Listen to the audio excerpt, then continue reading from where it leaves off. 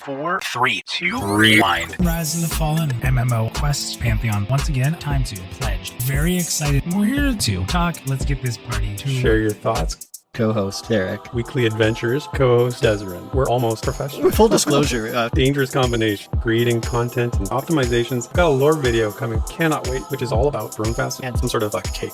Mail on a Sunday. News and notes. Schedule for this week. Hot cocoa. All these people. Supports the show. Adventuring party. You ready? Let's go. Let me take a deep breath. Hello, everyone, and welcome to episode 154 of the Static Group Live Rewind, where we take a huge chunk of news and info about Pantheon Rise of the Fallen and squeeze it into an action-packed podcast of two dudes talking about it all.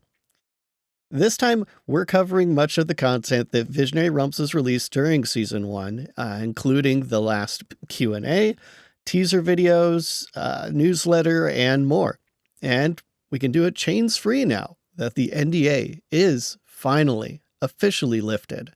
So, grab your favorite refreshment and get comfortable as me, Desiree, and my long-suffering co-host Theric once again go into the past, discussing Season 1 in this week's Rewind.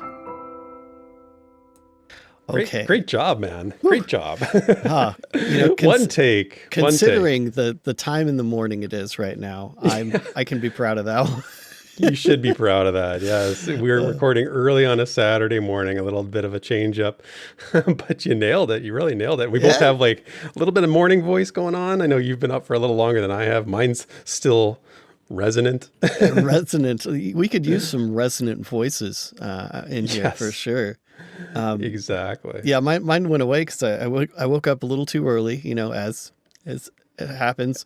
And Path of Exile season, or well, not season, League, same, pretty much the same. But Path of Exile League launched yesterday, and I've been like, I don't have time for it. But then I woke up at 3:30 a.m. and I was like, you know what? I'm just gonna roll a character. I didn't plan for it at all. It's like so different than I usually go for, and so that's how I woke up this morning. Turns out you do have time for it. When you wake up at 3 a.m, you do have time for it. It's going to be a long day today. That's for sure. Yeah, it is going to be a long day. I feel that too. Yeah, I've found my time has been completely compressed lately too. I've had not enough time to do the things I love, but yeah, I mean, we're having fun as always. I wanted to share a funny story that I was talking about this last night with my family. My son is house sitting right now for my sister-in-law, and they have a cat, and that's the only reason he's really house sitting is to take care of the cat. And apparently, the cat needs to be petted to eat their dry food. He only will eat the dry food if he's being petted. My son, who's 20 years old, comes over last night for a visit. We haven't seen him in like 3 days, and he's like, "I haven't slept in 3 days. The cat wakes me up at 2 a.m. because they want to eat, and I have to go pet the cat." And I was like, I'm going to share that on the podcast because that is absolutely hilarious. I'm laughing at him. Funny. But yeah, so I we don't have a cat. We have a dog, but like I feel bad for him, and maybe there's lots of folks out there who probably relate to, as you can. I know. Cat shenanigans. I know. But hey, at least he's only got to do it for a short time, right? Then he gets to pass the buck right back on over. Yeah, he's done as of tomorrow. He'll be back home in his own bed tomorrow and dealing with humans and no longer the feline craziness. Well, you know who else is very human? Oh, nice. Yes. Who might that be? Our wonderful adventuring party, which still exists. So they don't require our attention when they eat. They are self-sufficient. Absolutely. I was going to get a little weirder with that, but let me just get into the names. We got Timeless on the Darkmer Bard, Breakout on the Archive Shaman, Grogu on the Human Warrior, Anton on the Darkmer Shaman Glyph Keeper, Ziplocs on the Darkmer Rogue, Sparrow on the Elf Ranger, Bounty Code on the Human Wizard, Screech on the Scar Bard, Wikiwoo on the Human Enchanter, Shuriken on the Dwarf Cleric, Horsosaurus on the Human Warrior, Fury Wrath on the Archive Summoner, Galarain Moonsong on the Elf Ranger, AnnoyingLlama on the Human Monk, Stands in the Fire on the Darkmer Cleric, Churrodude on the Halfling Direlord, and Asera Avienda on the Elf Ranger. Whew. Excellent. All right. Excellent. And that is our list from Patreon, right? Mm-hmm. Yep. And so that's the Patreon list. It hasn't changed. It's the same thing we say every time. I'm so grateful the Patreon folks have stuck around with us, even though we haven't been doing the shows regularly as we used to. But that they're a solid bunch and they stick around, and we thank you, like extraordinarily thank you for the support for this show. But it is still on hold in terms of like the tiers, the campaign, and the adventuring as party needed, and all that and stuff. you know, as you know, everything arises within our hearts. Yes. But yeah, it's awesome that people still stick around. People still ask about the rewind like fairly often. And, you know, it's great. Thanks guys for, you know, being such long time, like followers of us and listening to us all the time for some reason. And just, yeah. Special shout out to Screech on the Scar Bard, who was like in our Discord was like, oh, this would be a great time for a rewind last week. And I was like, hey, guess what? We're going to do a rewind next week. Yeah. Surprise. Well, then we delayed it because of me. Yeah. Then we delayed it. I'll take the blame for that. But, you know, anyway, speaking of delays, you know, maybe we don't delay and we just get right into it. What do you say? Yeah, I'd say go. This week in Visionary Realms news and notes.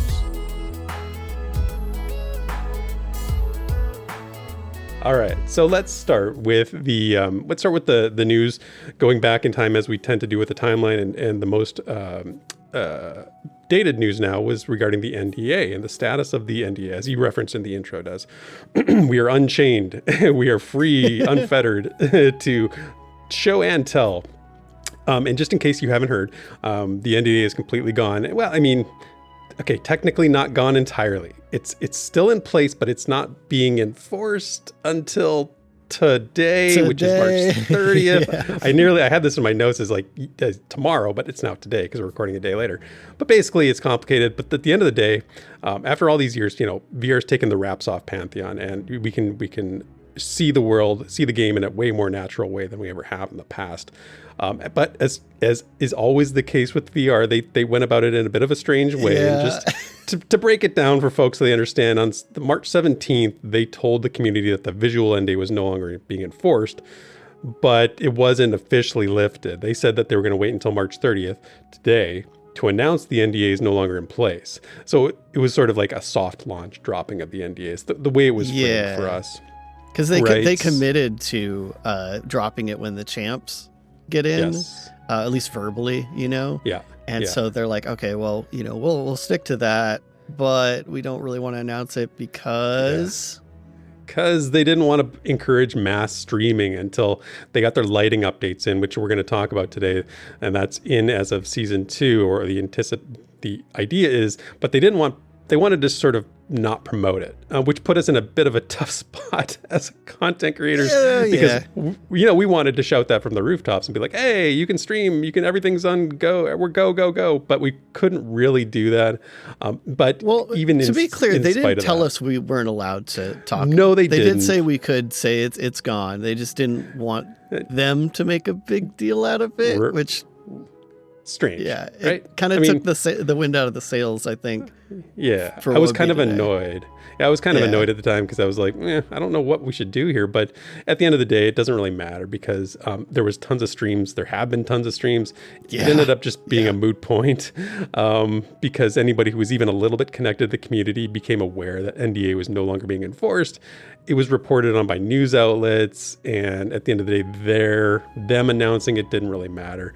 But basically, all is well that ends well. We're now completely free to show and tell Pantheon, and that's just a good thing, right? Anything you want to add to that? Just that I think the response has been so good, like exactly what we all kind of expected. You know, why we were pushing to like end the NDA for a good while now, just to get it out there. And as I'll probably reference a bunch of times during this podcast, man, the streams have been wholesome, so wholesome. And honestly, man, like I think just going by like how people are talking in the streams and how many people in the streams I've seen say like, yep, I pledged, or I upgraded or whatever. It's gotta be a huge win for VR, or at least an increase in pledges, because they did say, last year like pledges are starting to go down, and it's like, well, boom, lifted the NDA. So suddenly people have interest again. It's crazy. It's crazy. Yeah, not to, you hate to say like I told you so, but we told you so. Kind of told you so. I mean, told you so. But, it happens. All that really matters now is that it's gone, and people are the game's out there. Yeah, open season, and season in every way, right? Which is, and honestly, that's what they were afraid of. I think, is that there would be more bad than good that would come out of it. And honestly, it's been the exact opposite. I feel like there's been way more good. I can't even think of anything even a pessimist like bad. Me, is surprised by how good the response has been. Right. People just want to give their own commentary, critique, and they want to showcase the game in their own way. And I think that's what we've seen. So, any shortcomings the game has right now, which we'll talk about throughout the course of this episode, maybe. Oh yeah. Not to spoil the story a little bit, but have been okay because people are like, look, at least I can talk about it openly, right? Yeah. At least we could just say it. Don't have to be weird about it. Yeah, don't have to be worried about it. Exactly. So after the NDA drop, the next thing that happened was they released a video called Now in Season 1 on March 19th. Now, I don't have a lot to say about this, Des. It was very, very short. It was a 2-minute and 17-second premiere. It showed basically the things that have been added during Season 1. And there was a little part at the end that sort of showed a tunnel that was supposed to be Madrun, or was Madrun at the time. Was very underwhelming, and I don't have much to say about it, but how did it strike you? Anything else you want to say about that little thing? Well, okay. And for the record, I have talked to Fire like a lot about these videos and stuff, and he tries to get social media manager. Yeah, Fire. It's Fire if you ever see him around, or just Fire. He does their social media and a lot of the videos and stuff and promo, and I've given him a lot of feedback on these things, and this was the first one that when I reported on. Besides, so the quality of the flyby shots is like really low. And I noticed it seems to be pretty much only the flyby shots. So I don't know if it's just a weird thing about them, like how they're recording it or something, but it gives like this vibe of like I'm watching a video from like 20 years ago. It made me think of the Vanguard. That old Vanguard promo. Yep. I know I had the same thing. We've both seen that a million times. Yeah, exactly. And so like that was kind of like, whatever. And the timing of it was weird too. It came way after Season 1 started. And so it was a little awkward, but it is kind of the first of these like short videos that they're starting to focus on. They're going to do more of these like kind of short burst, teasers, show a quick thing, maybe some dialogue as we'll get to later. And that's it. So I'm glad they're doing them. But at the same time, I wish it was a little better. Having said that, I think the response from the community was pretty good. I just don't know what the response is from like new people, Yeah. When we were on stream on Thursday night playing Pantheon, Fire came into the stream chat, and it was great to have him there. And he was like asking us like, how have you thought about season so far? And over the course of time, this topic came up where I mentioned like these really 2-minute videos. Why are you doing them as premieres? Because to my mind, on YouTube, a premiere, as we do for this show, is better for long form content where there's conversation and there's chance for people to have a feedback in real time. And he kind of dodged it a little bit. He didn't, because it's his job. He didn't want to sort of give away his strategy. I get that. I mean, it's your job. It's a professional thing, right? You don't want to sort of talk about why it might work and why you think it'll work. I don't think these as premieres really works all that well, but who am I, right? What do I know? I'm not the social media manager.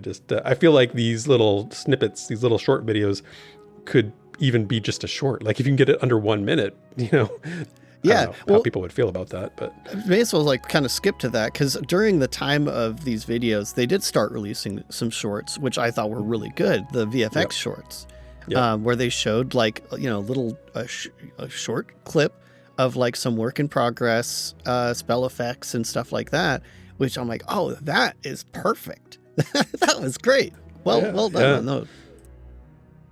Yeah, exactly. And so, I mean, we don't need to talk about this anymore. It's just sometimes we get into the it's kind of the media main production video versus the content game we have stuff. now. That's true. That's true. Outside of the Q&As, which are more audio than video, Exactly. for sure. Yeah. And speaking of content, so there's also the written side of things, and that is where the newsletter comes in. And they released the monthly newsletter on March 21st. The highlights from this newsletter that I had, and you'll have yours too, Des, I'm sure, but just to go over the basics, they said season 2, which is called The Mouth of Madness, starts March 30th, which today, as we're recording. Yeah. Exciting times. What they said as well is that season 1 has been an overwhelming success. Those are their words. And they said, quote, "The centerpiece of season 2 is the release of Madrun, a new overland dungeon within Avendir's Pass. The dungeon is designed to test your skills and teamwork with content ranging from level 17 to 24. But be warned, with lurking within the depths of Madrun is a formidable level 45 world boss." So there you go. That's pretty big in terms of what to expect. The other highlight, and I only picked one more, I'm sure you've got some too, but for me it was talking about how they're focusing on reintegrating their pulse system in season 2. And that governs the perception system mechanics, allowing us, and this is their words again, allowing us to start getting Pantheon's rich lore and storyline mechanics back into the game. So I'm more excited for that than I am for Madrun, to be honest with you. So, those are the big ticket items for me, Desrin. What stood out to you? Well, here, I'll pick a few bits out of this. So one note is that they're still working on a lot of animations. So it seems like, at least according to the newsletter, they should be several new and improved combat animations specifically. And of course, more will be coming over time. But for season 2, we should see some new ones. And I know let's be real, man. We've been kind of beating the animation horse, like way post-mortem.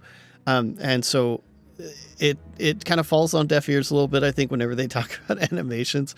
But it does matter. It does matter. And I am going to be looking out for these new animations when I log in, hopefully today.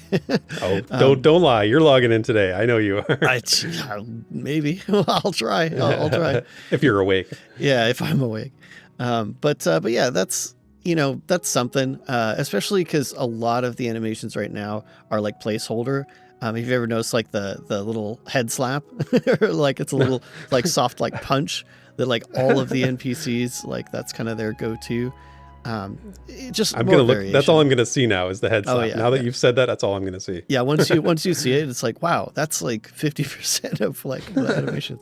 But yeah, more of that's great. I like that they mentioned like a few really like key fixes in the newsletter, because there are some big things in season 1 that have been like, we can kind of get through it, but it has been really pretty impactful on the game. Still having fun and stuff, but like it's stuff that I was like really glad to like see fixed. And especially UI bugs. Yeah. And it's one of the things that we'll get to, but has really affected my experience in season 1 for sure. So yeah, these are a big deal. Yeah. And they did just release the patch notes, which hopefully I'll get on that soon, because there's plenty to highlight in there. But yeah, on the major updates side, I think the resistance system rework is going to have a pretty big impact on combat gameplay, because I'm sure Drac.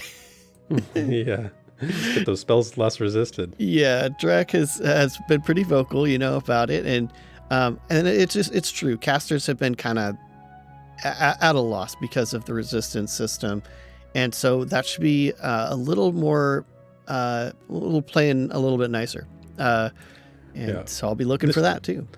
That's been an issue for such a long time too, right? It's always been wonky the way that mobs resist and the levels to which, the threshold for how high a mob you can actually hit is. There was a time, and I've lost track honestly of like what the stage it's at, because there was a time when even a mob one level above you resisted everything basically. Yep. You had no ability to damage anything that was even one level above you. It's changed, it's gotten better, but it's still not right. And it's just something that seems to be an ongoing thing that they haven't found that footing for. Yeah, or just like this kind of is the time it came to do the next jump, the next push forward into it. So maybe this might not be perfect either. We'll see. It is worth noting though, I think they are starting to move the game into a situation where, like, I guess over the last several years, we've been so used to, like, as a group, you kill reds and oranges, right? Yeah. And maybe that's changing.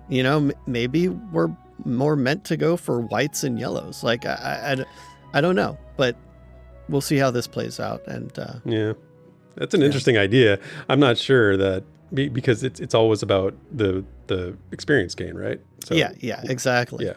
And we'll see how that balances this out too, because sometimes you can be in different groups of vastly different kill times because of the classes. After being in a group with 2 rogues, a monk, and like just all melee, and it'd be like, whoa, this is so fast. So hopefully this balances it out a bit. Yeah, I mean, we also remember the time when it was like you were better off slaying 10 green cons than one white con, time. right? Yeah, a dark time. That was a thing, right? So it's like it's always people trying to find that the right calculation, the right formula for optimal gameplay. That's how we are. Well, last little thing here, because this is also on the programming side, and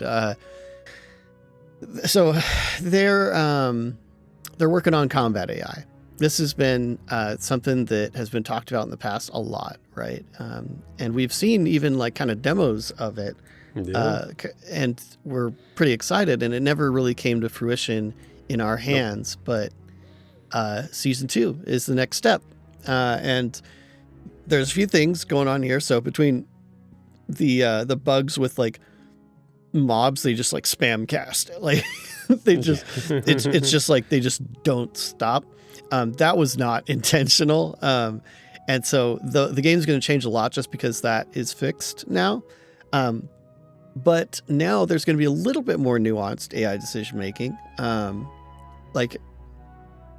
Combat's kind of been more about just avoiding specific abilities right now, like pressure plate, Yeah, that's right. Pressure plate, or fiery surge, or all these like really big abilities that you kind of have to control, and that's kind of been the main like engaging part of combat, if I had to say so. I agree 100%. Yeah, and I mean that honestly, that can kind of be fun, but it does kind of like get old because it's like there's not really like strategy there. It's just like you look out for it and you react. That's right. But yeah, this next step has to do with how the mobs like go through those abilities, and they've made some refinements and optimizations, both like for performance, but also just to make their ability sets kind of like make a little bit more sense. And now we're kind of getting to the point where they have some logic, like they will use certain abilities when a certain condition is met, and they're going to be moving into more of that later on, but this is kind of like the start. And so they'll have some targeting logic, and hopefully this makes it a little bit better, a little bit more engaging for season 2, and we'll see what comes later. Yeah, absolutely. And they touched on this a little bit in the Q&A recap, which is coming up next, but I'll skip ahead just for a second here, because Joppa was talking about how NPCs are now able to, he called it ability walking, which I thought was a pretty good way of phrasing it, because they purge abilities that they no longer use based on what weapon they spawn with. And correct me if I'm getting this wrong, but that was my understanding. That's so. Right. Because right now, if they spawn with a mace, a bludgeoning weapon, they've got all these techniques for piercing and slashing and these other things that they now have to walk through in a really inefficient way. And now they're just going to purge those, and it's just going to be what they can use. And we've seen that, again, going back to the AI, I think back to those old AI streams, right? I know we're thinking of the same video where they're in Sleepless' zone and they're fighting the cultists, right? The whatchamacallit cultists, the Fairthale guys. the blind ones. But yeah, and it was so impressive at the time. It was like, wow, okay, they're really, these mobs are thinking the one was healing the other, and they were working together and thinking. And I just feel like that's like you said it perfectly. The only real tactical considerations going on in combat right now are watch out for those deadly abilities, and yeah, that's it. So.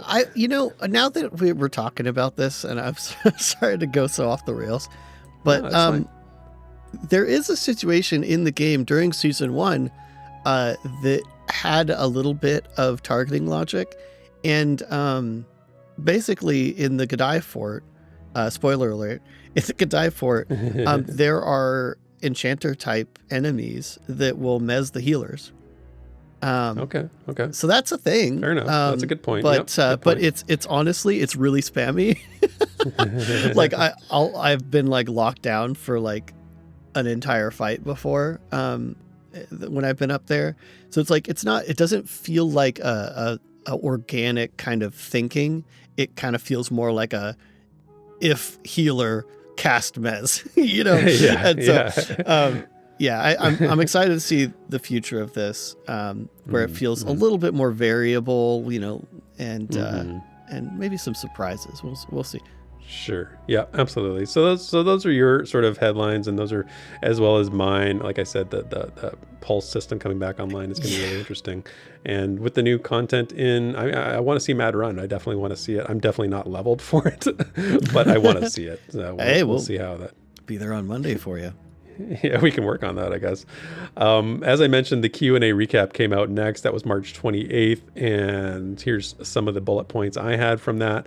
Honestly, some of it was not the most exciting news. There was no ETA on the Summoner class, which is a bit of a bummer because they've been hyping that quite a bit. I was saying it was like, it seemed like they were pulling it in for season 2 because it was they even said it almost came in for season 1. And so it's being pulled back. Not in season 2. Joppa was clear it's not going to be in season 2. Not in season 2. He did say soon thereafter, but again, I don't like when they do these things because obviously priorities changed, right? Like I don't think he was lying when he said it was possible to get in season 1. It's just priorities changed, and then it's like, oh well, we can't work on the Summoner right now. And then, we get into season 2. It's like, okay, it's still, we don't have the time for that. And so it's kind of like, it's a bummer. But they just can't it's a help bummer. Themselves. They can't, it's that's what I've learned over the years. They're excited and they're like, oh, well, it's so close. And we're like, yes. And then, just real life happens. Well, it's the same thing over and over again. They do this a lot. They get excited and it's not being done with the intent of lying or deceiving. It's in my opinion, it's done with the hype, and they just sort of can't stop themselves. Same thing with the ogre. Where's the ogre? I don't think that's coming along anytime soon either. So I get the feeling that there is I continually believe that they don't do things to maliciously deceive anybody, but it's been done out of a sense of false optimism sometimes. Another bummer part for me, and I know, Des, you were sort of, this didn't hit you as hard, but they confirmed that none of the landmass for the other 2 continents has been generated at all. So Rainfall, White Thaw, where Amber Fate is, Rainfall being the home of several other of the races in the game that, like, again, it's only humans right now, so it doesn't really matter, but none of that's been generated, which it just hurts to hear, I guess. You know why it doesn't hurt for me? Because I've been fighting against this idea that they have all this other stuff that they have, like, just sitting, and waiting. But even some sort of basic mesh laid down, like nothing, even like nothing has been created to and the comment on this, from the Q&A was that when they do get to it, they're kind of set up to do it quickly. Like, who knows what that means, but it just seems like they're all in on King's Reach right now. We talked about this a little bit on the 201 too, and I'm in the minority where I feel like King's Reach getting to a launch date with just King's Reach probably wouldn't be a good idea, but everybody else seems to think that it would be better. Yeah, we're all against you. Everybody ganged up on me. It was like, you're thinking too big. it is what it is, and I get it. I just I feel like this year is a year of being brought down to earth. Sure, just it's fair. Kind of escaping the bullet points here. Yeah, well, and to go. Like yeah, and now that you can see it with no NDA, I think we have a much more realistic assessment and state of things than we've ever had in the past. So even if Joppa's, optimistic and eager and anticipatory, it's still, we see how things go. So the other bullet point that I took from the Q&A recap, I know you've got more, but I really like to hear that they're increasing the time to kill on mobs, but increasing also XP at the lower levels. So basically before 20, it's going to get sped up a little bit. Once you get to level 20, it's going to be at the current XP gain rate is what they want. I think that's a right change. I like that a little bit. Yeah, TTK has, depending on the group you're in, you got two rogues. You're good. But. Yeah, it has been getting kind of fast enough that certain things that used to be useful aren't anymore. And so I'm a big fan of that as well. It was interesting, the note on the XP though, that Joppa said that the XP rate that we have now isn't that far off though. Like, yes, they are going to speed it up a bit for 1 to 20. But this is something I've been kind of saying too, is like, I don't think, in the discourse of like, should it be faster? Should it be slower? I'm like, I think we're in a pretty good spot. Like, I would be happy with this in a live game, at least. I think so too. And I think it just needs to be ticked up a bit. I think it just needs to be ticked up a little bit pre-20. I agree with it. At least in the early levels. Yeah. Get you on your feet. It's slow right now. Like we've been playing consistently, and I'm only at level 8 right now with my main character, my only character, my rogue. But I don't play as much as a lot of people. So to be fair, I'm definitely on the lower side of time spent playing. So having said that, but it does need to just be touched up a little bit. But from the Q&A, that was and also that they are changing some of their media schedules. So like the things like the Q&A is going to be on Tuesdays now. Yeah. Weird.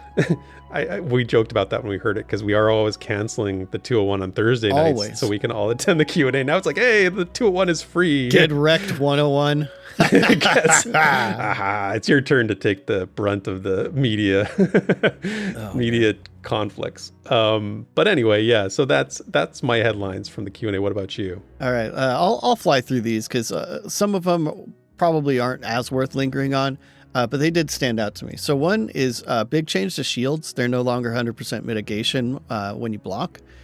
So now like shields have a block value, basically saying they will block this percentage when you do block. I think it's a great change, because right now, being a warrior enjoyer myself, blocking is insanely OP. Like being able to just be like, no, every ability is probably not good. Probably not except good. For pressure plate. Except for pressure plate. That is your teammates killing you. Yeah, that's right. Exactly. But yeah, that's an interesting change. I'm going to be trying that out here in season 2. Level 13 to 16 gap. Joppa kind of addressed this, because there is a pretty rough. I mean, there's a few level gaps, honestly. Yeah. We actually just got through one on the 201. The 6 to 8 grind. But yeah, so the 13 to 16 gap, apparently Halnir's Cave is meant to occupy some of that. But that's not the only thing. Fortunately, they did say they are going to be adding more points of interest to AVP and elsewhere. But what I found interesting was they pointed out they don't want to kind of oversaturate the few zones that they have, because obviously a lot more zones are going to be coming, and they have to keep a certain standard of how much content in each zone, right? And they do want you to move around too. And so while it kind of stings right now to have these gaps, I think what they're going for is, give us enough content to at least move up, not have like, a 6 level gap or something like that. And then over time, as we get more of the content, seasons keep going, we'll have more spots to go naturally, right? Like we're not only getting the upper progression each season. So really looking forward to that. And it actually makes a lot of sense, why they're not just completely like shoving a billion POIs into Throne Fast, right? Yeah. There's a comment later on when we read some of the community reactions that talks about this issue, and I think it's a real valid point. I'll save it for then, but I agree with you in most of that, but I have some comments, but I'll wait on that. Yeah. Well, then let's see a little bit about Rangers. So that was just a tiny little bit. A little bit. I mean, Joppa kind of went at length about like scenarios and like how momentum works and stuff like that. But in the end, it was just kind of like, this is how Rangers are going to be. It wasn't anything new. This was all known information. Yeah. Still sounds like a gameplay style you'll enjoy. Yeah. I still want it. And out. Yeah, I like it. The engage and disengage mechanics, I really enjoy those. He also said he wants to keep that first person aiming thing going, which we have our doubts about, but okay. But whatever. Get her done. Right? He says it's not going to be that difficult to put in, I guess, but we'll see. I'm just like, there's so many other things that I just anyway, I agree 100%. That's for a different show. Another kind of disappointing thing, but also kind of makes sense thing is they're not going to be adding swimming until they come to a season that has water content. Okay. Yeah. So for now, we walk on water. Like, all right. Like, whatever. It kind of makes sense, right? Bring the feature along with the content. Joppa's gone back and forth on this quite a bit. He's made comments in the Discord about saying like, I'm not okay with there not being swimming. And then they're like, okay, well, maybe we're not doing, but I think what he's doing is sort of being consistent with what he actually mentioned in the Q&A too, about being confident they're not going to miss their dates they've set. Exactly. That's the most important thing. He's fighting against himself to make sure that they do that, which I support. That's a great way to put it. Because with all the hype and, people kind of getting a little outside of their zone with like the, talking about features or progress on the game, and, maybe they don't have the whole picture and stuff like that. I think that's a good way to put it. It's like, I think they're at least trying to rein it in a little bit. There's a few things I could point to that, but I think that's kind of the punchline is we're being brought back down to earth, and also VR is trying to rein in their tendencies, right? Yes. Yeah, exactly. Let's see. There was a big discussion. I'm just going to mention this because we went super into it on the Plus U after the Q&A. But the whole discussion about buff mechanics, drive-by buffing and all that, it was talked about basically they are liquid in the sense of they haven't really fully settled on a specific thing because there's pluses and minuses of each side. So it's up for discussion, and you should discuss it so that they get a bigger picture. Humans are getting a little more bulky, and that should be coming along with the ogre now. So yes, the ogre isn't here yet. They're still working on that, armor fitting and all that. Which it's been so long now, but they're also doing a pass on humans, make them a little less scrawny, and we'll be seeing that when we see it. How about elves? Elves are basically just just scrawny humans. So leave the humans as they or take the humans as they are now, make those into elves, and then we can kill two birds with one stone here. Just make them taller. Stretch them out a little bit. You'll be fine. Oh my gosh. Okay, so little touch on the lighting update. So this was kind of confirmed in the patch notes, but there should be enough ambient light now outside to see without a torch or like a light source. We'll see how that plays out in a few hours here.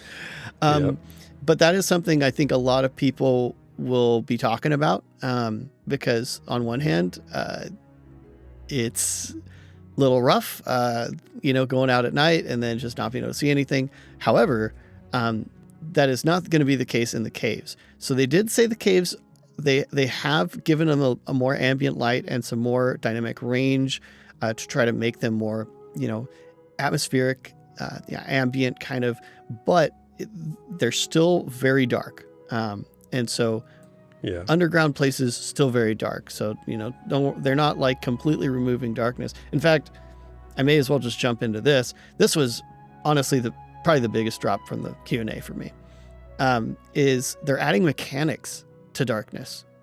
And there are a few things that come along with this. So first of all, basically if an NPC, actually it even sounded like a player as well, but that's not confirmed. But NPCs that are in darkness, like they're outside of a torch range, basically, or a light source range, not just torches, light source. I'll make sure to be pretty broad with that. You can no longer see their nameplate. And also, and this, Joppa wasn't sure if this is in for season 2 or not, so we'll see. But you won't be able to tab target or mouse over click to target NPCs in the darkness either. So this is kind of fresh. That's a big thing. That's a big thing. And I'm glad to hear that they are open to feedback on this. Yes. I feel like they are going to get a lot of negative feedback about this. I don't think that's a good idea. I think that there's already enough people that hate how dark it is, and it impedes their ability to play the game effectively. I think they're going to get slammed for this. But I don't, what do I know? Maybe I'm wrong. Not being able to see their nameplates in the darkness. I mean, I get it, but it's along the same lines of like, okay, yes, you should do that if they're like far away. If they're behind a wall, you don't have line of sight on them. Yes, of course. But if you have line of sight and they're just in the darkness, and you're like, come on, like we're just getting a little too far down that path of, would I actually be able to see this? No, but it's a video game. Let's not mix. I'm not a spelunker in real life. Like, let's not do this. I don't get it, but we'll see. Yeah, I'm open to trying it. I think for me, it's kind of like, well, I have to go by nameplates anyway, honestly. Right. Right. It's probably going to be pretty painful for me, I think. It depends though. Like if it's really like their model is basically black, and you're not going to, I wouldn't be seeing them anyway without a nameplate. And, but I'm willing to give this a shot because this is kind of an unexplored territory, I think, in especially MMOs, where like darkness like really, really has a tangible like gameplay effect. You can't just like cheese it. Yeah. Sometimes cheesing is fun. So like, maybe it turns out that this is just, it doesn't actually add anything to the game. Yeah. I think that's what it's going to be. I think that's what it's going to be. It doesn't add anything to the game. It only makes it more difficult for the sake of making it more difficult. It's like the Gloom, right? When the Gloom was broken, right? How fun was that? Oh, yeah, it wasn't fun. It was awful. It sucked. Yeah, and I mean, he even said that the Gloom might end up being more, difficult now. So yeah, it's a lot that we're going to have to just feel out and see how it lands and talk about. And if it doesn't sit, I'm honestly, I don't think they're going to force it if it's like a unanimous, like, yeah, I agree. I think that's probably true too. So yeah, that's good. Let's see, last little bit of stuff.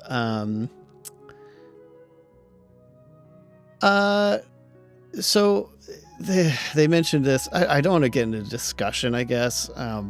Maybe in the premiere chat, people will give their thoughts, but one thing they're doing from here on, at least in season 2, is if you're level 22 or above, you will end up getting moved to your own server. Yeah. Basically, there's people that have played so much of season 1 that they're already way past like the content that the game has, and it's kind of problematic for feedback and the devs kind of judging how players deal with the content, because they're basically out leveled it so hard they are like trivializing it. Right. And so that has some pretty deep ramifications for like the entire server and like the economy of the server. And I mean, we were talking about this on stream, but like people are just giving away like the best items right now. Because of this. And so they're trying to handle it.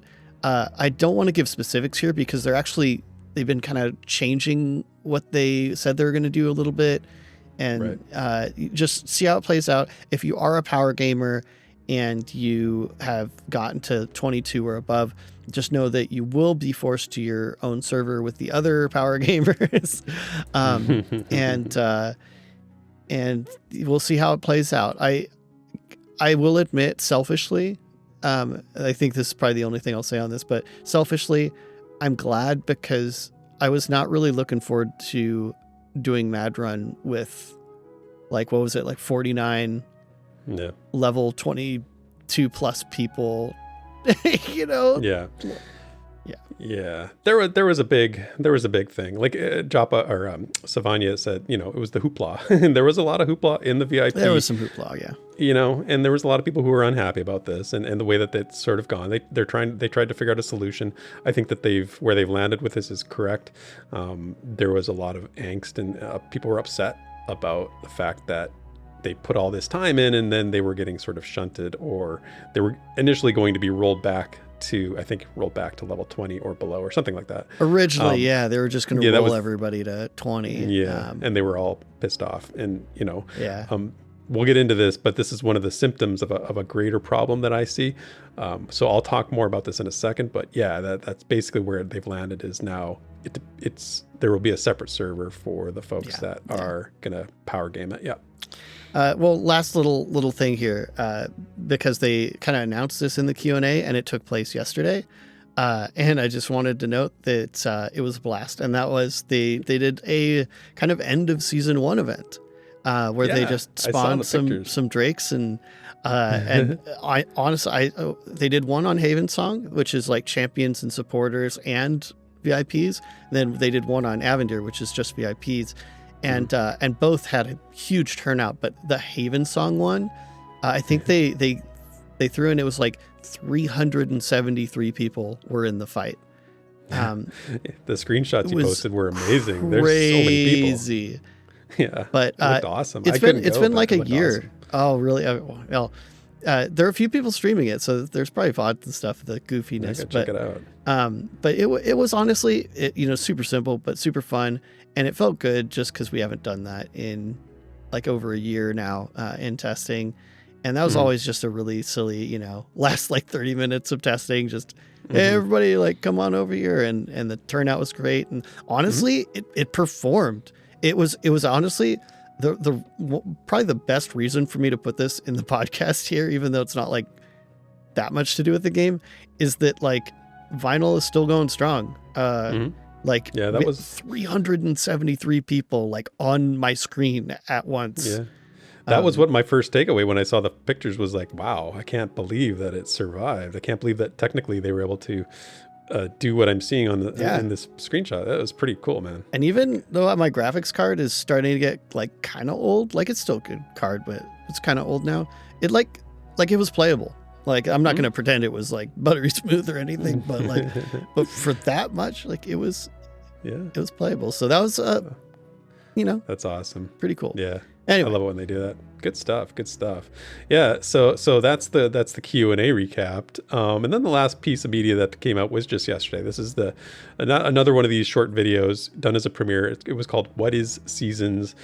I liked it better than the first one. I thought Madrun looked a lot cooler than it did in the first one. There were some like webbing and there was egg sacs and definitely more finished. Yeah, more finished. And I thought that Joppa, I really liked, Joppa being the face of the game basically and forefront, confidently stating what's going on. I think it's a good advertisement for the game. So I liked it better. Not much more to say about than that.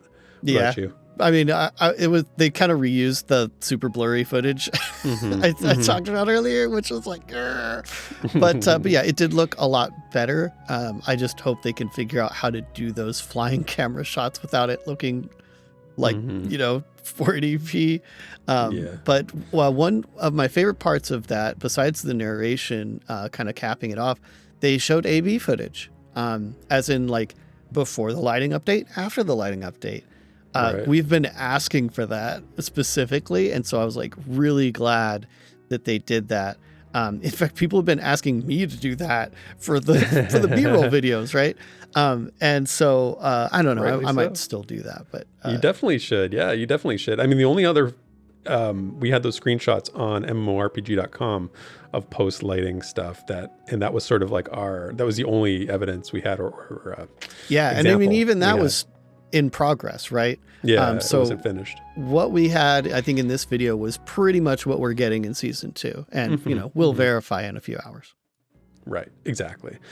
Cool. Okay, so that's recapping the Pantheon news. But we put out a call 2 weeks ago now for your thoughts from the community about what you thought about season 1, because we talk a lot here, but we want to integrate the community, and that's what the show has always been about. So we put the call out, and I want to thank everybody that responded. I've got some responses from our Discord. I've got some from the post on YouTube that I'm going to read here. So let's dive into this, and we'll share the community stuff first, and then we'll give ours, Des. So the first one, I really like this one, comes from Prometheus in our Discord. And Prometheus says, quote, "Seasons has progressed nicely. It's nice to see updates. I can agree, though, that I didn't play as much during my 24-hour test. I feel like I would need a team so I can progress where I can see the content if I were to engage with the play tests after repeated sessions. I think I'm content just watching the progress and working on some other projects of mine that I keep evolving, like drawing and animation." So this is what I was sort of referencing earlier a little bit, is that Prometheus is saying here, they're in that grouping that only has a very short play window. And the content that is available right now is limited for people that don't have a ton of time. So I think this really was a good comment that reflects, because we wanted to get the supporters. The champions have had access before, but this was the first time the supporters had access. So I thought this was really valuable to get a supporter perspective. I like this take too. This is something I'm going to encourage everybody pretty much until the game is done. It's that it's okay to not go super crazy. Hey, there's so many great games right now. There's real life, there's touching grass, there's all sorts of stuff that if you want to like log in, see how stuff is doing, it is a long form progression game, so you're gonna miss a lot of what's in the game if you're only starting getting to level 5.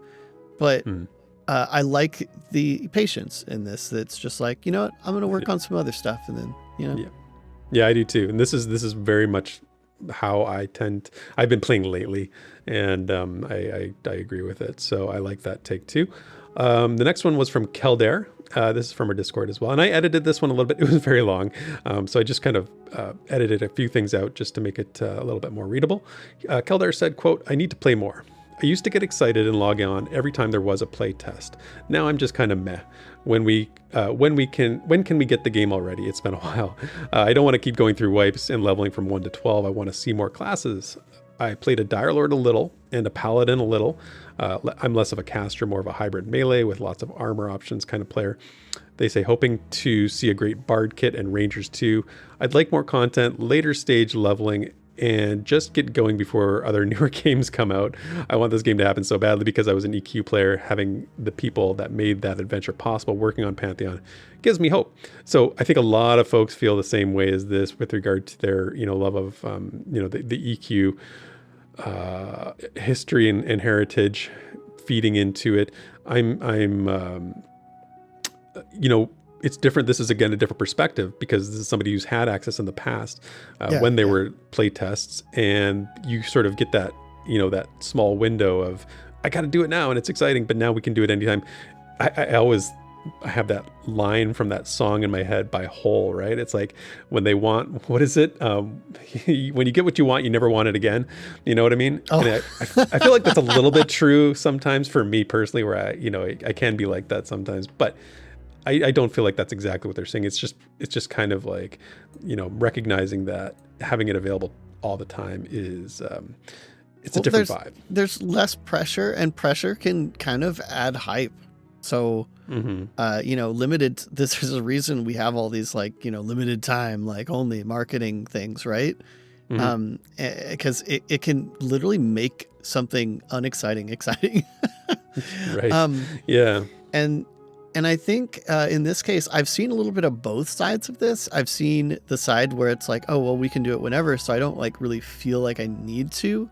And then the more you build a habit of like not playing, the more like you don't play. That's so true. So true. But I've also seen the inverse as well. You know, obviously there's a good group of folks that are going pretty hard. We just talked about them. Yeah. Yep. There you go. Find that balance. Find that balance in your gaming. Find the balance. I would like to say that I have been playing about as much as I would expect to play a release game.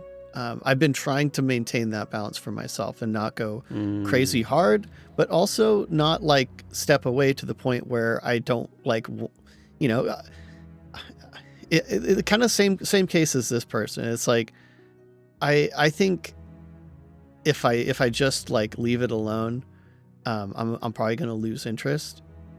Yeah. But yeah. Yeah, and I think I've seen other people say that too. Like I know in our community, MrCoddleshire hasn't been playing much in season 1, and but is interested in pacing himself because somebody mentioned the wipes. The wipes are definitely hard, and I'll mention that again in a second. But with the potential axe hanging over your head at all times of a wipe is really tough in a game like this to take.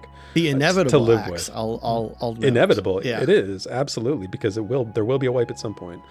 The next one's from Calico Bart in our Discord. It just a quick one-liner says, wasn't sure I'd like the cleric, but starting to like it at level 9 and going for level 10. So cool. That's awesome, Calico Bart. The cleric is a good class. Lots of people playing it. Congrats. You just got nerfed. Yeah, healers got hit a little bit in the patch notes. A little bit, rightfully so, but like rightfully so, yes. It's pretty funny. Yeah. Now, the next one's from our YouTube, and it's from Dupre, who's been a longtime community member here. I really like his comment. He says, 8 years ago, if you had told me that I could play Pantheon but didn't, I would have thought you were crazy. But that's exactly what's happened. I could have played it, but chose not to. I've watched enough streams to have a pretty good idea of what I could expect, and it doesn't really look very fun to me right now. I'll join once they add rangers and more races. So, you know what, Dupre? Yeah, I mean, I feel kind of the same way, and when I share my thoughts, you'll see that. But like, the long history of Pantheon, we always said, how is this going to affect us when the time comes when the game gets to a launched or playable state?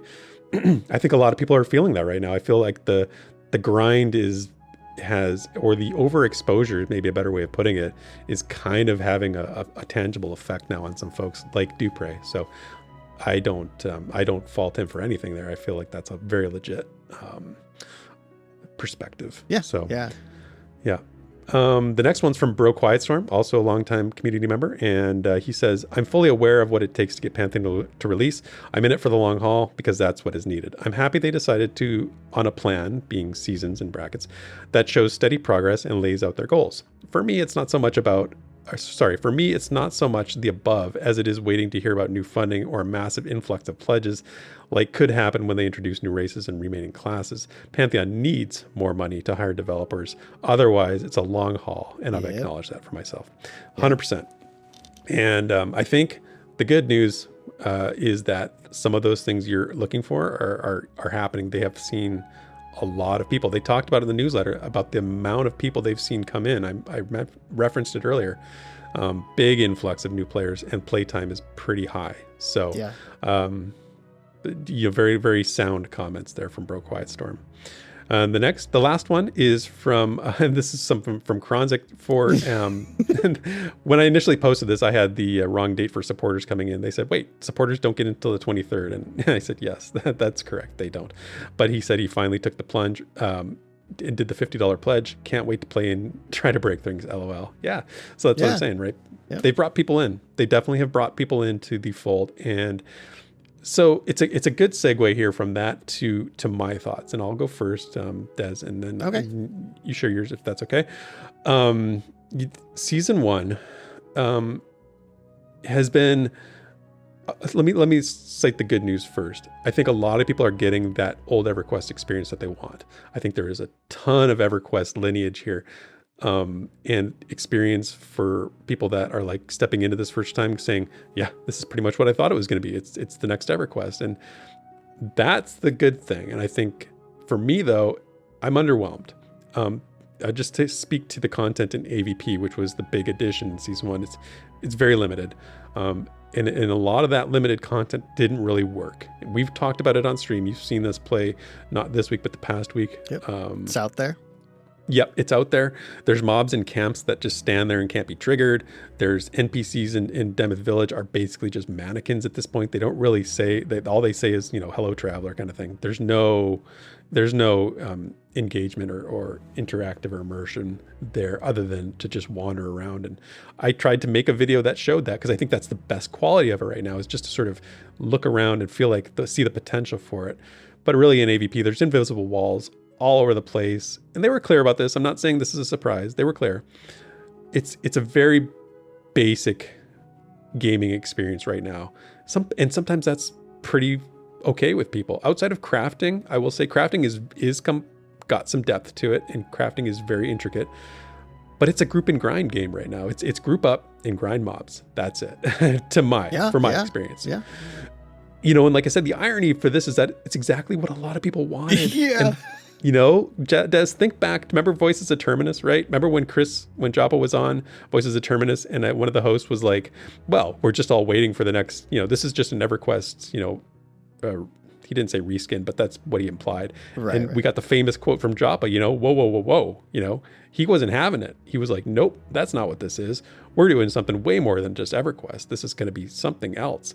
And that's been referenced a bunch of times. And I think to probably the chagrin of Joppa fighting against himself, that is what Pantheon is right now. It is basically an EverQuest game with some modern mechanics, modern UI, a little bit of a graphical update, a little bit. And I say that tongue in cheek a little bit. It's way better than EverQuest graphics. But I'm not one of those people who's played EverQuest for 20 years. I played it for a solid 5 years back in the day, from 99 to 2004. And then I stopped. I haven't kept playing it for 20 years, but there's a lot of people in our community and following this game who have, and they love it, which is excellent. It's good for the game. This is probably the best thing that could happen for Pantheon. Is it the best thing that for me to be interested? No, it's not. I love hanging out with you guys, Des. You know that. And we grew up and we have a good time every time, because it's just fun to be in a group and social and all that stuff. But there's no world building. There's no lore integration into this. There's very limited questing. It has the most basic character customization, as you know, and so to me, it's not that engaging, but that's season 1. And I mentioned it earlier, this is maybe a symptom of a bigger problem. Is this okay when it comes to long-term? Is this going to be okay because people understand it's still a testing environment? It's not a launched game. And I understand that. And that's why I'm kind of like, I can live with it. I'm just not going to be as engaged because it's ultra basic. But as a testing environment, they've made some concessions to make it more of a playable and palatable experience as a live game service. That being, like, for example, there being no death penalty right now. There's no corpse runs, no death penalty right now. And so here's where we come into the nexus of, I think they have a major conflict that arose, like I said, the hoopla from the VIPs about getting rolled back potentially, concessions making it for testing. They don't want people testing in the high 20s or above level 20, and they also want to balance that with what the game experience should be for people going into like Madrun. So they're going to do things like that. So you're going to see this conflict where these two things are coming together, and there's going to be some trouble. I just haven't been feeling the experiences myself as much. I'm not playing as much because it's just too basic. There's too many other things pulling at my time that I find much more interesting than what's going on with Pantheon right now. But I don't want to bring anybody else down, because I see a lot of people loving it, and I'm sure a lot of people are thinking right now, like, I really am having a good time. I love that you're having a good time, and you should be having a good time, because this is pretty much what I think a lot of people wanted from Pantheon. So I don't mean to be a downer, and I hope you can comprehend some of the nuance I'm getting at. I'm not just trying to express my experience and where my head's at. But how are you feeling? How are you feeling about season 1? Oh, the tables have turned, Theric. The tables have I know, right? turned. I know, right? Totally. No. A few thoughts on that, actually. I'll give my thoughts here too, but you are right in that we have kind of gotten to EverQuest equilibrium with some variation, right? But I have noticed that a lot of the EQ crowd, especially because I've been watching a lot of streams, they're starting to like get some convergence there, you know, and like EQ people are looking at this and they're like, wait a second, maybe, you know? Totally. And how I see that is I think in VR's ideal world, the game would not be as openly playable as it is now in the condition that it is now. And that they really wanted it to be more than EverQuest when it got to this point. And unfortunately, that's just not how the project played out. and so we haven't really got too far past EverQuest. But fortunately, it's at a point where it at least resonates with somebody. And hopefully, going forward, we start surpassing EverQuest. And, you know, the most optimistic side of this for me is that now we capture an EverQuest audience with the experience we have, where perhaps if the game had progressed further and had more of those variations, more of those differentiating factors, maybe they wouldn't have given such an ear to it. So it's almost like they've stumbled into the right thing somehow. Like going into survival mode, and not survival mode, like don't think that too negatively, but like the seasons plan being a way to keep the game in development has actually been the best thing they could have possibly done, even though that they probably don't want it in the state that it's in. Exactly. So it's kind of gone awry, but at the same time, I could see it working out. But regarding like the like seasons and stuff, gotta reel it back to my own kind of frustrations, because when they announced seasons, I was mostly frustrated with the naming. Because I love the structure of it, the whole 6-week cadence. Then you have like 2 weeks for champs, 1 week for support. Like I love the structure of it, but I don't like the naming because of the connotations that come with it, of it being a live service. And I think it is causing confusion. And so I just wanted to kind of echo that from you in that this is something that has come along. You know, I don't know if it's exactly avoidable. I'm going to be real. And I would rather have the structure that we have now with the pitfalls of like, oh gosh, now we have to like kind of run it like a live service a little bit. I think it's been worth it, but it still bothers me a little bit. The presentation is still a little bit too close. Yeah. too close to come play our game, you know, too close to, but they have to do that. It's such a tough thing to try and figure out, because they have to do that to get these people to come in and pledge and see it. Look at the number of streams. You're going to talk about this in a bit, but like, if you see the number of people streaming Pantheon right now, you think, wow, this game is alive. This game is happening. It's happening. Man. Yeah. You know, and that brings people in. So you want that, but you also want to be clear that this is not a live service game. This is not something you should be considering. Your long-term progression right now is temporary. You know, like, be clear. Yeah. Like if I had to give one suggestion on this, it would be that, and they do say, like, you know, this is testing. Like even in the Q&A, they mentioned like they're not kind of trying to make it seem like it's not testing, but I do think maybe it needs to be a little bit more blatant, you know? Yeah. Especially with the whole like pre-release moniker thing. Like that probably does need to be communicated a little bit more, but I think we can have both. I think we can have a really fun, streamable thing and testing. But anyway, my quick thoughts on season 1. I'm just going to blab this out just to get it out there. But I think season 1's been really refreshing for me. I know it's, again, the tables have turned, right? But I've got a few reasons for that. I think, at least I think. So for one, the longer term progression, as in we aren't getting wiped every session. that's a big deal. Like it was just a year ago. And we're also not getting wiped, even more or fairly constantly, a month or whatever, whenever a big patch comes and then something breaks and then we wipe, and like it's what, 4 months, 4.5 months between wipes, assuming they wipe at the next chapter. And so it's, even though it's still like, I know I'm going to lose my stuff, the long-term progression means like I don't feel like I have to play like an absolute madman, like we talked about earlier. And it's allowed me to kind of reach the higher end of content before a wipe. I mean, I'm 15 on my main, and I have like several alts too. And like I'm starting to get into the content that I haven't seen in like a year since they had the XP faster. And that's been really cool. I'm really glad I'm starting to get into that content. So yeah, that's one reason. I think that's also another reason there's been more people. The population kind of picks up when the season start, then drops off a little bit. But there's been I feel like I could get a group, like every time of day, getting groups except for is not a problem. Middle of the night, maybe. Yeah.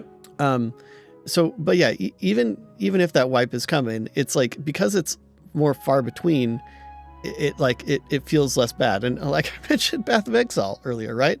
So I just started that Path of Exile league, and I only play leagues. I don't play standard. And so maybe I'm a little more used to that whole idea, but it's funny because Path of Exile leagues and Pantheon chapters, the collection of seasons, are about the same length. And so it's like, it feels very similar to me. And, and so maybe that helps me cope with it. Maybe that helps other people cope with it that also participate in that kind of a, basis. But yeah, that's been like one thing is like, I feel like I am working towards something. Even though I know it's going to get wiped, it's like, it's far enough away that I have this like equilibrium of like, I can get behind that. I think we're closer than maybe we thought we are in terms of our appreciation for it. But I think that's well said. And we want to hear what you think. Again, if you're listening to this and you've been in season 1, what's your experience been? Are you overwhelmed, underwhelmed, middlewhelmed? Where are you in your whelming? Yeah, you're just whelmed, maybe. I don't know, but. I want to hear what your thoughts are, because again, if you're an old school EQ player and you've been playing EverQuest ever since, for 20 years, how is this what you were looking for? Or if you haven't, or if you're more like me and, you got away from EverQuest 20 years ago, does this bring back those vibes and make that feeling again? Because, that's okay. And that's what I want EverQuest feels and vibes, because I loved EverQuest back in the day. It was great. So, we'll leave it there for our thoughts and for the sake of time, but I said, let us know. And that's the VR news. Let's quickly touch on our notes for what we're doing here on the channel. As we've referenced several times, we are streaming all the time. We've got Pantheon streams on Mondays and Thursdays right now on our Twitch and on our YouTube channel right here. We've also got WoW streaming on Tuesday night. Drac and Deimos are working on their blog. It's called the MMO Intervention. It's on our website at staticgroup.live. And on the weekend here we've got our Saturday morning and Sunday morning streams, and we're just about to play For the King 2 in about 30 minutes here. We're pushing the clock here, get to my bad. No, it's all good. It's all good. I knew this was going to happen. So I want to quickly mention on April 1st, that being in a couple days, Drac and his friends are actually doing a kickoff stream for season 2. They're going to do 12 hours. I think that's still the plan. If Nathan is going to be there, hopefully. I also want to mention I did a stream of Eternal Tombs, which is a new MMO that's in development by Triune Studios on the channel here. You can go check that out. I had a ton of fun doing that for a couple hours this week. So yeah, go check those out. And that is the VR news and notes. The Pantheon community is full of cool projects, new people, and things that are just worth sharing. What's this over here? Look at that. So let's see what we can find in this week's Community Spotlight. Okay. We can't pass this up, but I'm going to do it real quick. So because of the NDA lift, this section is probably going to change in the future. Just whenever we do the next rewind, just keep that in mind.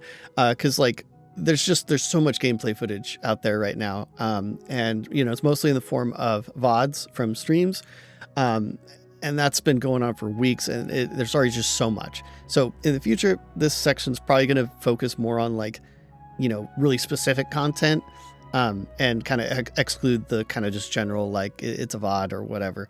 Right. Since I can't pick just a few here. Yeah. Too many to choose. Just too many. If you want to see it, it's out there. I guarantee you. But on that note, there hasn't been really much Pantheon content outside of those VODs. At least not that I've been able to find. If you happen to know of some stuff that I've missed, feel free to let me know. Even if it's your own content. I won't guarantee that it's going to be in here, but I will, take a look at it, be like, hey, yeah, let's put it in the community spotlight. If it's something that's you put some effort into it and stuff, right? Mm-hmm. I mean, if nothing else, it's a free sub follow for whoever's making it. Desmond will sub and follow too. I will. I've got a whole collection of subs on my Desmond Does channel that's just this is my Pantheon people. Nice. But yeah, I expect a lot of folks are kind of just playing the game, and not making content, but there's a few pieces of content that I like to highlight. So I'm not just wasting this section on telling you guys there's not going to be as much in here. So two things. One is by our guy, Redbeardflynn. It says, the title is Pantheon is Feeling Like an MMO, Season's First Look. This was a while back, when he was first getting his hands on stuff and giving us kind of first impressions and stuff. Fairly positive take on the seasons thing, but since you got me and Therix, fresh take on seasons, you can get Redbeard's as well, or at least his as they were, a few weeks in. Right. Then there's also, I wanted to highlight a interview. I can't remember if I highlighted this on the last show, actually. No, I don't think you did. Okay. No, yeah, because this was a month ago. So ZaideGod, Zaid, big EverQuest content creator and streamer, and guild leader, I think, did a DramaQuest, which is a series that he has, but it was actually just an interview with Joppa. And I got to say, Zaid's a great interviewer. I think he's really good at it. Yeah, it's really good. Yeah. Strong interviewer. Fantastic interview. I was very surprised. And so definitely go check that out. Again, links will all be down below for you guys to conveniently find this stuff. And then just lastly, I'm going to blast through a bunch of shout outs for folks that I've seen stream in Pantheon. Just so you guys can look them up, just look up the names. I'll have the names in the description. A lot of them are just going to be on Twitch, but some of them are also on YouTube, and just look up the names. There's definitely at least 2 to 3 times as many as this, but so if I accidentally left you off, I'm sorry, but people will find you somehow if you're streaming Pantheon. But here's kind of the ones that I've been lurking on a lot lately. So we've got Redbeardflynn, of course. Orrinn might be my favorite one if I had to pick favorites. Family-friendly streamer. He's been having such a great time with Pantheon. However, he is only a supporter, so he won't be streaming Pantheon for another 5 weeks. But I wanted to shout him out anyways because it's been a blast seeing his reaction. NerdsthePodcast, MrCoddleshire, Gulo Gaming, Stands in the Fire, DiamondGames, TheRealNathanNAPALM, of course, also on YouTube. Josgar, amazing guy. Josgar's been super fun. AnnoyingLlama, our guy. I'll be seeing him in a few minutes here, actually. VikikTheGreat. Hot Kittens. I know this. It's not what you sound like. It's not what you sound like. It's a dude, and sometimes I think his brother. They co-stream at the same time, and it's been really fun watching them too. There's also sephrok, Casuallyeast. Casuallyeast is Lewin on the Discord. High level player. Nice. High level player. If you ever want to see what that looks like. Also Texid. I almost misspelled that. And yeah, a ton more. Because we're running low on time, I'm just going to cut that short, but go check these people out. Some of them will still be streaming Pantheon because they're VIP. Some are upgrading. Some are whatever, but just check them out. It's been so fun to see them on Twitch and YouTube. Also, shout out again to Fire, or usually it's like It's Fire VR on Twitch. A VR employee just hanging out with the community. Been an absolute boon. Great job. And yeah, exciting times. Very exciting times. Exciting times. All right, now that's going to be it for this community spotlight. Whew. Well, that, Desmond, take a breath, because I feel like you blitzed through that community spotlight. I feel like you didn't even breathe during that whole thing.